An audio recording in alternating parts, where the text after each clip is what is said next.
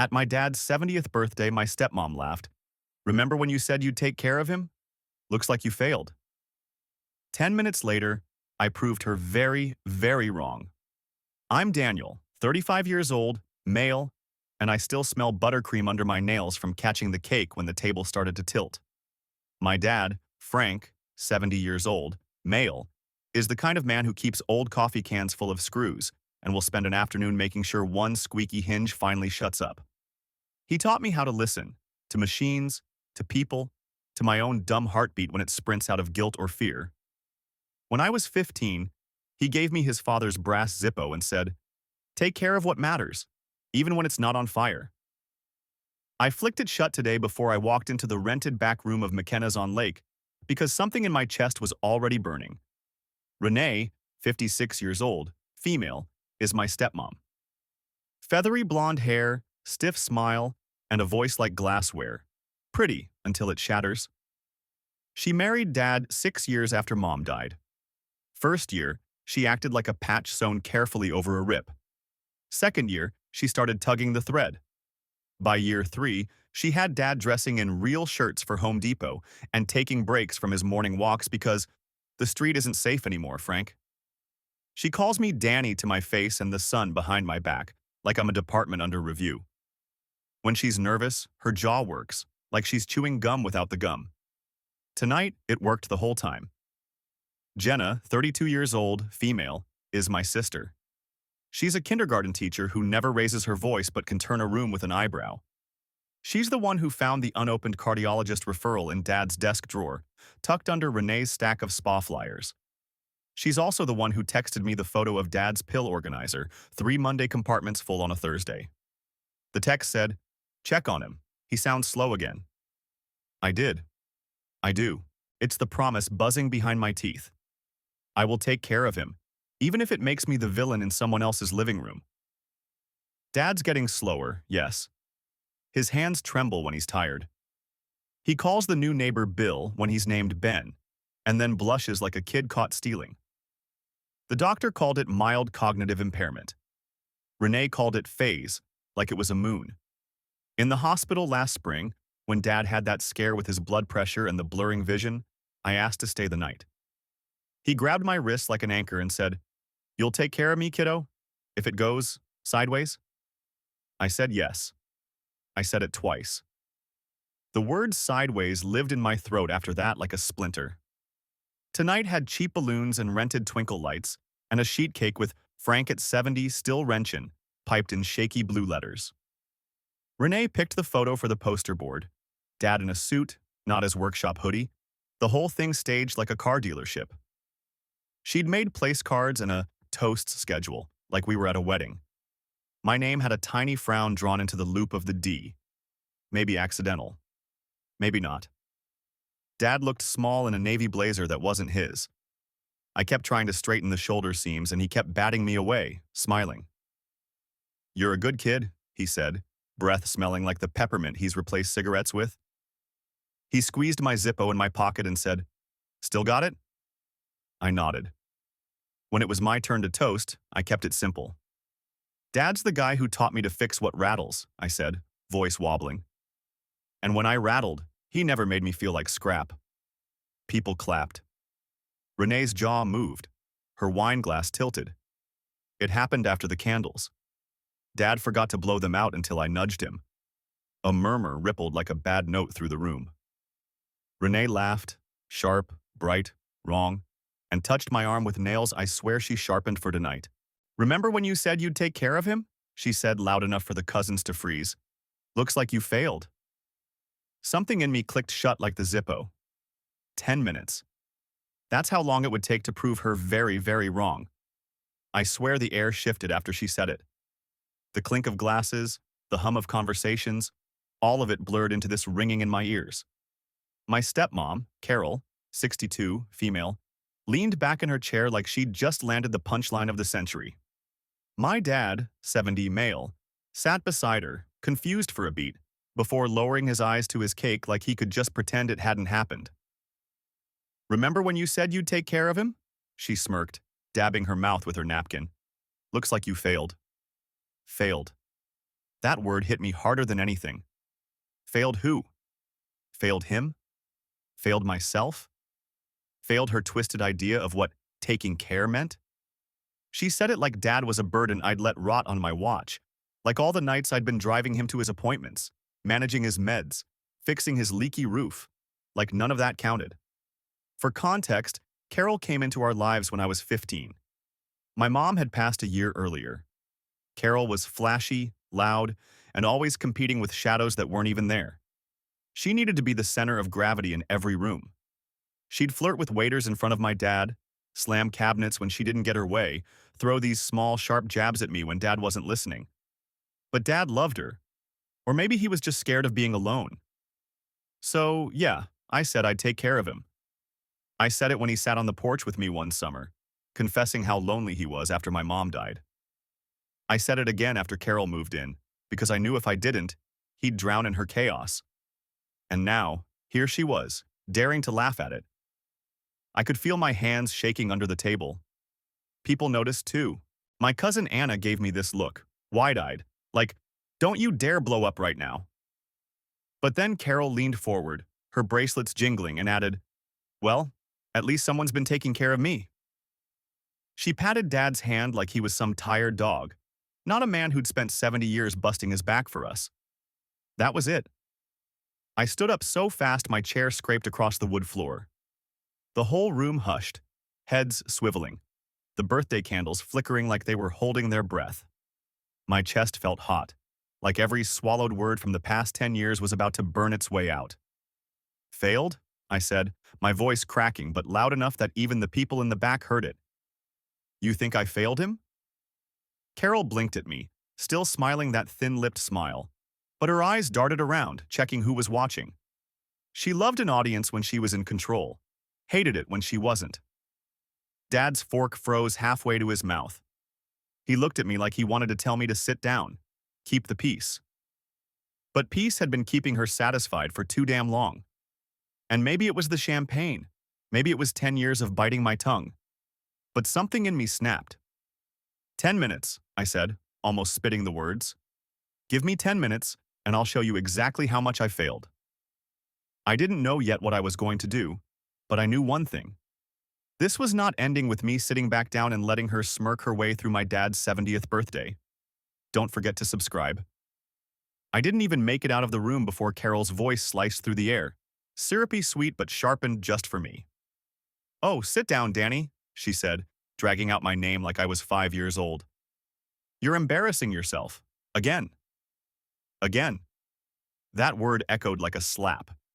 Because she'd said it before, when I forgot to bring a bottle of wine to Thanksgiving, when Dad stumbled in the garage and I caught him, when I dared to suggest he shouldn't be driving at night anymore. To her, every time I tried to protect him was embarrassing myself. I stopped mid-stride, turned, and the room felt smaller, tighter, like all those balloons were pressing in on us. My aunts pretended to fuss with their napkins, cousins whispered. And Dad? Dad just looked tired. His shoulders slumped, blazer hanging loose, eyes darting between us like he was hoping someone else would step in and referee. Carol wasn't done. She never was. She stood up slowly, theatrically, like she was on stage. "You make these big promises, but you don't deliver. Frank deserves dignity, not pity parades." She tapped her glass with her ring and added, "And honestly, if you were half the son you pretend to be, maybe I wouldn't have to step in all the time." The gasp from someone near the back hit me like fuel. She wanted this, wanted me small, wanted me humiliated in front of everyone. Jenna stood then, my sister, my ally, but Carol snapped her head toward her and hissed, "Sit down, sweetheart. This is between me and your brother." Something in me roared. She always tried to cut Jenna out, tried to pit us against each other, but tonight, with Dad's 70th birthday cake still melting on the table, she crossed a line. I walked back toward them. My footsteps felt heavier than they should have. Carol's smirk widened. She thought I was backing down. Instead, I leaned close enough that only she and Dad could hear and said, "You've been hiding his pills, haven't you?" Her face dropped. Just for a second. A flicker. Enough. Because 2 nights before, I'd gone through Dad's bathroom drawer after Jenna's text, and sure enough, half-empty bottles tucked behind Renee's vitamins. Not lost, not forgotten, hidden. Dad blinked at me, confused. "What pills?" he asked softly. And Carol, her reaction wasn't denial. No. She slammed her wine glass down so hard it cracked at the stem. Red splattered across the white tablecloth, blooming like blood. The room gasped. Chairs scraped. "How dare you!" she shrieked, voice breaking. "At his birthday of all nights!" Her face flushed crimson as she turned to the crowd, arms out like she was testifying in church. "Do you hear this? He's accusing me of poisoning his own father." Not what I said. Not even close. But that's how she played. Twist the knife, make herself the victim. And as her voice rose, I realized the party wasn't just a party anymore. It was a battleground. And if she wanted an audience, well, so did I. Carol's scream rattled the chandeliers. I swear even the kitchen staff froze. She was clutching the cracked glass like it was Exhibit A, red wine dripping between her fingers, staining her pale blouse like some martyr's wound. "He's trying to destroy me," she wailed. "After everything I've done for this family." Everything she's done. That was Rich, the woman who forgot Dad's checkups, who redirected his pension into home spa treatments, who made him sign documents he didn't even understand when he was dizzy from his meds. That's what she called everything she's done. I took one breath. Just one. And then I let the words fly. "Destroy you? Carol, you've been destroying him for years." Gasps, hands over mouths. A chair toppled somewhere behind me. But I didn't stop. "You hide his medication. You isolate him from his friends. You tell him he's confused whenever he pushes back. And now, what? Humiliate me in front of everyone so you can play savior?" Her jaw dropped. "Lies!" she shrieked. "All lies." But I was already moving. I reached into my jacket pocket, pulled out the orange prescription bottle Jenna had handed me that morning. One Carol had claimed the pharmacy hadn't filled yet. I held it up like a smoking gun. "Then explain this. Dad's refill, 3 weeks overdue, found in the back of your bathroom drawer." The room erupted. My aunt clutched her pearls. Someone muttered, "Oh my God." A cousin whispered, "Is this for real?" Dad stared at the bottle like it was some alien artifact. His lips moved, but no sound came out. His hands trembled on the table. And Carol? She lost it. She lunged across the table, grabbing for the bottle, knocking over candles, sending hot wax dripping onto the tablecloth. People screamed, chairs scraped back, and for a moment it was chaos. Cake smeared, glasses shattering, everyone trying to either grab her or get out of the way. I held the bottle high, out of reach. "This is what taking care of him looks like," I shouted. My voice cracked, but I didn't care. Not spa trips, not control, not humiliation, actual care, which you've never once given him. Carol froze, panting, her chest heaving like a cornered animal. Her eyes darted around the room, wild, searching for allies. "Do you people hear this?" she screamed, spinning toward the guests. "He's unhinged. He's turning you all against me." But the tide had shifted. No one was nodding along. No one was clapping for her performance. They were staring at her the way people stare at a fire, afraid, fascinated, waiting to see how much it burns. And Dad finally spoke. His voice was hoarse, barely above a whisper. "Carol," he said, "is it true?" The silence after that was the loudest sound I've ever heard. Don't forget to subscribe. Update. Wow, I didn't expect this to blow up like it did. I barely slept last night. I've been pacing, rereading comments, getting DMs that range from "you're a hero" to "lawyer up before she burns your house down." Honestly, both sound equally possible right now. So, yeah. The birthday party ended in complete meltdown. After Dad asked her if it was true, Carol went nuclear. Like screaming, sobbing, arms flailing nuclear. She tried to spin it into, "I was only protecting him. He takes too much. He gets confused." Which, if you've been following, is exactly the manipulation I've been dealing with for years. She uses his memory lapses as a weapon, twists them until even he doubts himself. People in the room weren't buying it anymore, though. And that was the craziest part. For once, she didn't have the crowd. My cousin Anna actually stood up and told her, "You can't gaslight your way out of this. Anna, if you see this, love you." Others backed me. Even the quiet uncle who never says a word at family gatherings muttered, "This is shameful." Carol stormed out before Dad could answer her. She shoved 2 chairs aside, slammed through the door, and left this trail of red wine stains on the carpet like some dramatic crime scene. And then, in true Carol fashion, she didn't just leave it at that. Nope. Within an hour, she was posting on Facebook about how she'd been ambushed at her husband's birthday by ungrateful children. Screenshots already landed in my inbox. Half her friends are commenting with prayer emojis, the other half with "Stay strong, Queen." You know the type. Dad stayed behind, though. And here's the part that gutted me. After everyone left, he sat there staring at the melted cake and said, "I didn't know what she was doing. I thought I was just forgetful." That broke me. I told him, "It's not your fault. She wanted you to think that." He just nodded, silent, and held my Zippo in his palm like it was a lifeline. Jenna came back with me to my place that night. She's furious but also terrified. Carol's unpredictable when cornered. Like, she's slashed her own tires before just to make a point. Yeah, that's a whole other story. So, part of me is bracing for her to show up at my apartment or call CPS with some fake report. I'm not being paranoid, right? Some of you said document everything, and trust me, I am. And here's the kicker. Dad texted me this morning. Just 3 words. "I need out." That's it. That's the line that changed everything. So yeah. To the folks saying I should just cut contact and walk away, maybe you're right in another life.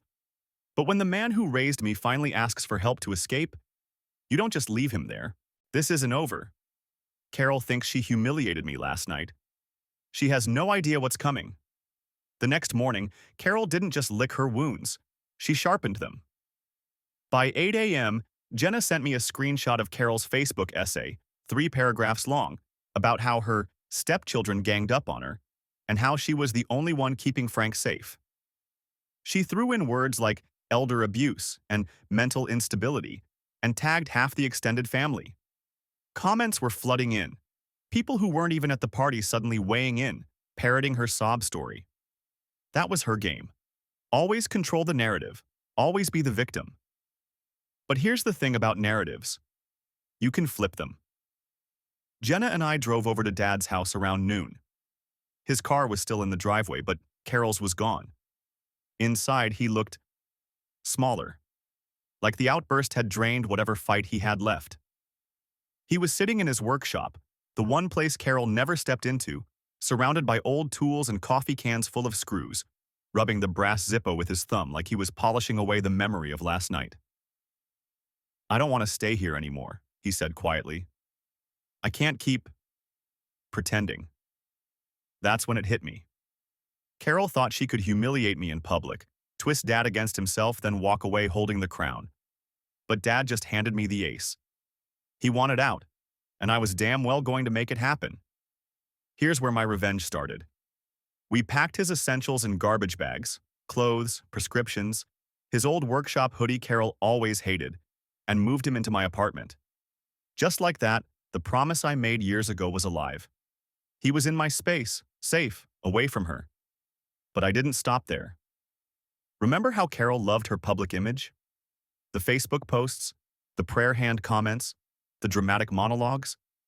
That was her oxygen, and I was about to choke it out. I'd been holding on to something for weeks. Screenshots Jenna had collected, messages Carol sent to a friend about how she cut his pills in half so he won't be too active, how she keeps him from driving so he doesn't embarrass her, even one about how she redirected some of his pension into her emergency spa fund. Every word oozing control, manipulation, and neglect. 10 minutes after we settled Dad on my couch with a blanket, I logged onto Facebook. And I didn't write some vague post. I wrote the truth, point by point, with receipts.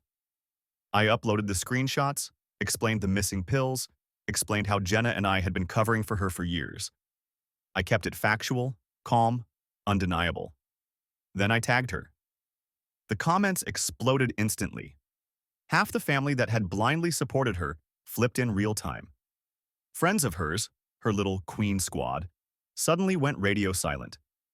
And the best part? People she owed money to from her spa fundraisers started chiming in, asking where their cash went. By the time Carol came storming back to the house and found it empty, her phone must have been melting in her hand. Because within minutes, she was pounding on my apartment door, screaming Dad's name, threatening to call the cops. Dad didn't even flinch.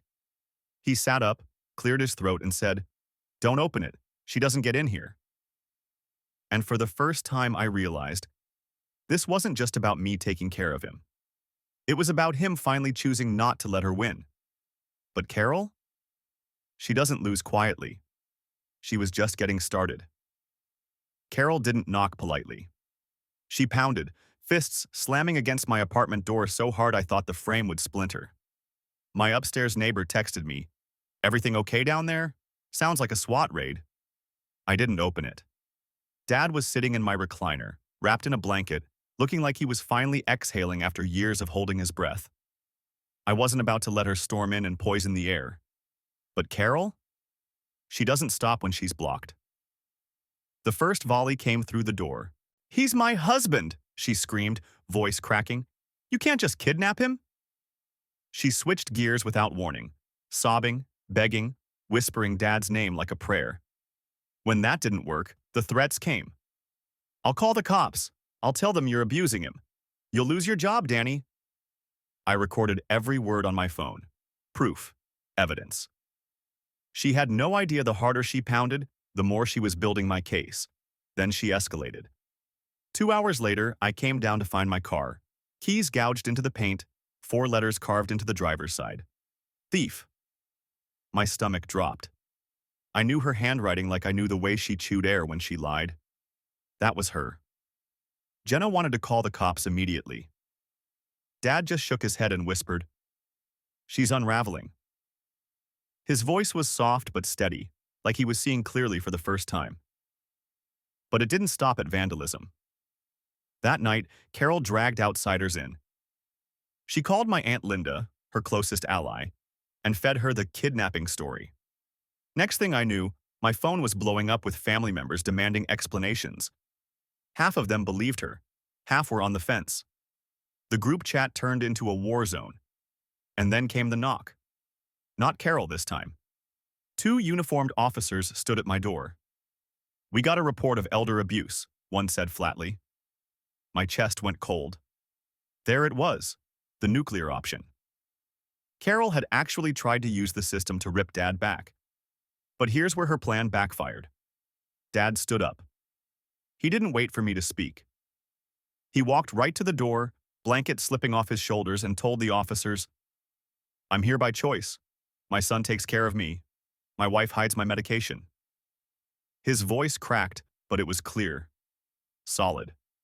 More alive than I'd heard him sound in years. The cops looked at each other, wrote down notes, and left. No cuffs, no removal, nothing. And that was when Carol lost it. I could hear her screaming in the hallway after they left. High-pitched and feral, words tumbling so fast they didn't even make sense. Then bang! Something slammed against the wall outside. A neighbor opened their door, and Carol hurled a flower pot down the hallway before bolting for the stairs. I stood there, frozen, heart pounding, realizing this wasn't just petty drama anymore. It was war. The next morning, Dad's Facebook inbox had 30 unread messages. Half of them were Carol, alternating between begging and threatening. The other half were people finally reaching out saying, "We believe you now." For the first time, she wasn't winning the narrative, and that scared her more than anything. Update 2. I don't even know where to start. My hands are still trembling writing this, and my neighbor just slipped a note under my door saying, "Do you need me to testify?" So, yeah. Things escalated. First off, thank you to everyone who told me to document everything. You weren't exaggerating, because last night the cops at my door weren't the end of it. Carol came back, not knocking this time, screaming. She brought backup, her sister and some guy I didn't even recognize, probably one of her church friends. They were yelling in the hallway, calling me a kidnapper, telling Dad he was brainwashed. One of them even tried to wedge their foot in the door when I opened it an inch to tell them to leave. I had to slam it shut so hard the frame shook. Inside, Dad whispered, "She's worse than I thought." And hearing him say that, finally acknowledging it, broke something open in me. Here's the part that makes me sick. She carved the word liar into my car last night. Not thief this time. She's branding me with her story like it's a campaign slogan. I called it in, filed the police report, and my insurance is already asking for proof. Good thing I had my phone out. And to the commenter who joked, "She's about 2 days away from a Lifetime movie meltdown. You nailed it." She hurled a flower pot down my hallway when the neighbors peeked out. People are scared of her now. She's officially a public menace, not just dramatic Carol.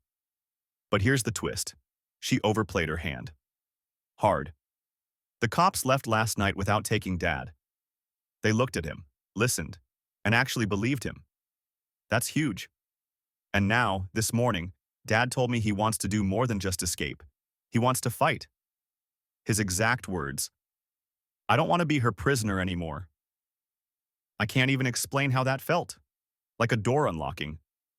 For years he's been stuck under her thumb, doubting himself. But now he's awake, and he's angry.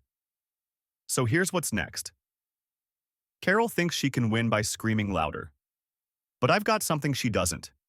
Receipts, witnesses, and now, Dad himself finally willing to speak. We're talking lawyer, guardianship paperwork, restraining orders, the whole arsenal. And I'm not bluffing this time. I know some of you said revenge isn't worth it, that safety is more important. And I hear you. But this isn't just about revenge anymore. It's about ripping her claws out of him in a way she can't grow them back. And yeah, maybe I'll admit it.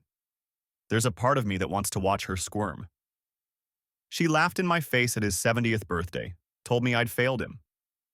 Well, she's about to find out what failing really looks like, when every mask she's worn shatters in front of the same people she's been performing for all these years. This next part? It's going to hurt her more than any Facebook post or screaming match ever could. Stay tuned. I didn't plan the timing. It just unfolded. Like fate was setting the stage. Carol had organized another family dinner the following week, this time at her sister's house. She framed it as a reconciliation, posted about mending fences and prayers for healing. Classic Carol. She wanted the spotlight back, wanted the whispers about the birthday party to die under a new performance. And honestly, I wanted her audience too, so I showed up, with Dad. That alone froze the room. People expected him to be back under her arm, fragile and docile. Instead, he walked in beside me, wearing his workshop hoodie, his hand steady on my shoulder. He looked older, yes, but also freer. Carol's face when she saw him, I'll never forget it.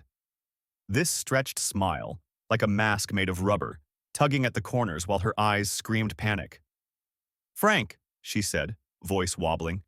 "You came." She reached for his hand, but he pulled it back. Everyone noticed. I didn't waste time. I pulled out the manila folder from my bag and laid it on the table. Inside, copies of the prescription logs, screenshots of her texts about cutting his pills, statements Jenna and I had prepared. And then, I slid my phone across the table and hit play. The recording of her pounding on my apartment door, shrieking about kidnapping, threatening to ruin me. The room went dead silent. Her sister's fork clattered to the plate. My uncle muttered, "Jesus Christ." Carol's hands shook. "This is out of context," she barked, but her voice cracked. "He twisted it. She gestured wildly at me and Jenna. "They're manipulating him. Frank, tell them." But Dad stood up, and this man, who'd been silent for so long, finally found his voice. "No, Carol," he said. His voice was hoarse but firm. "You manipulated me. You made me doubt myself. You hid my medicine. You told me I was confused when I wasn't." He looked around the table, eyes glassy but clear. "I was never confused. I was afraid." Her mouth opened, but nothing came out. For once, she had no script. And here's where the revenge bit slipped in. Sweet and sharp, I pulled out the photo. The one of Dad in his workshop, grease-stained hoodie, smiling next to the shelves he'd built himself. The photo Carol refused to use on his birthday board because it wasn't dignified. I propped it right in the middle of the table. This, I said, my voice steady, is who he really is. The man you tried to erase. The man we're taking back. The room erupted, not in chaos but in whispers, shifting chairs, eyes turning on her. She wasn't the victim anymore. She was exposed, cornered, stripped bare in the very space she tried to control. And then the final blow. I told everyone we'd already spoken to a lawyer. Guardianship papers were being filed. Restraining order in process. He's not your prisoner anymore, I said. And you don't get to play wife of the year while you starve him of his dignity. Carol broke. She screamed, high, animalistic, then knocked over a chair and stormed out, sobbing, wailing, clawing at her own hair. Her sister chased after her, but no one else moved. Dad sat back down. For the first time in years, he looked relieved, free. And I just sat there, heart pounding, realizing I hadn't just proved her wrong. I'd burned down the entire stage she'd been performing on. The silence after Carol stormed out was thick, almost unbearable. You could still hear her wailing in the driveway, a sound so raw it made the kids at the table cover their ears. But no one chased her this time. No one defended her. No one tried to soften the blow. For the first time in 20 years, she had no audience. Dad reached for his coffee, hands trembling, and whispered, I thought I was losing my mind. That's when it hit me. The real damage she'd done wasn't just the pills, the isolation, the manipulation. It was convincing him he couldn't trust himself. I squeezed his shoulder. You weren't. She just wanted you to think that. Jenna started crying quietly at the other end of the table, but this time it wasn't out of frustration. It was release. She mouthed, we did it. The fallout was immediate. Within days, word spread through the family, through Carol's friend groups, through her church. The screenshots I'd posted online were impossible to spin. The recording of her meltdown circulated faster than her original pity posts. And then, poetic justice, her spa fund victims started commenting publicly, demanding their money back. Her reputation didn't just crack, it shattered. She tried, of course. More Facebook essays, more teary voicemails, even a letter in the mail where she claimed she'd been suffering from stress and only trying to help. But nobody bought it anymore. The mask was gone. Legally, the papers went through faster than I expected. Guardianship granted. Restraining order approved. She wasn't allowed within 200 feet of Dad. When the officer delivered the paperwork, Carol apparently screamed so loud the neighbors came out. And Dad? He's been living with me for 3 weeks now. He's eating better, sleeping better. Even started tinkering in my garage, rebuilding an old lamp like he used to in his workshop. Every now and then he apologizes for not seeing through her sooner, for letting her treat me and Jenna the way she did. And every time I tell him the same thing. You don't have to apologize. You just had to get out. The other night, I caught him standing by my window, staring at the city lights. He had the Zippo in his hand again, flicking it open and shut. I asked him what he was thinking. He said, I thought she'd be the one to take care of me in the end, but it was always you. And that broke me. Not in a bad way, just in the way years of wait finally crash down and you realize you survived. Carol's still out there, spinning her stories, clawing at whatever scraps of attention she can get. But the truth is, she lost the only thing that mattered. Control. She can scream, vandalize, cry, break. None of it changes the fact that her stage is gone, her audience gone, her grip gone. At Dad's 70th birthday, she laughed in my face and said I'd failed him. 10 minutes later, I started proving her wrong. And now, weeks later, every single day he spends free of her is proof she never saw coming. And God, it feels good.